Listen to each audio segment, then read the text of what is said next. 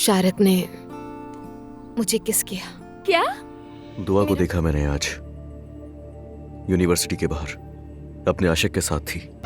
मैं क्या बताऊं अंकल, मुझसे तो वो सब देखकर रहा ही नहीं गया। लगा जैसे मेरी जान निकल गई हो वहां। मेरा ख्याल है तुम्हें उरूज से तलाक लेने पर गौर करना चाहिए। अगर तुम पहले ही इतने उलझे हुए हो तो सोचो मुस्तकबिल में क्या होगा तुम्हारा। हाँ कहो अजलान। एलिफ के साथ क्यों है मेरी बेटी? क्या कहा? मेरी बेटी एलिफ के साथ क्यों है? ये क्या तरीका है बात करने का? चीख क्यों रहे हो तुम मुझ पर इस तरह? उसका ख्याल नहीं रखोगी तो मैं चिल्लाऊंगा। अजलान मुझसे जरा जबान संभाल कर बात करो, मैं तुम्हारी बीवी नहीं रही। अजलान, मिलकर खुशी हुई। अजलान क्या हुआ? हैरान क्यों हो रहे हो? बाबा क्या काम है उस आदमी का इस घर में? अजलान, तुम्हें अभी तो बताया था। पापा क्या हो गया है?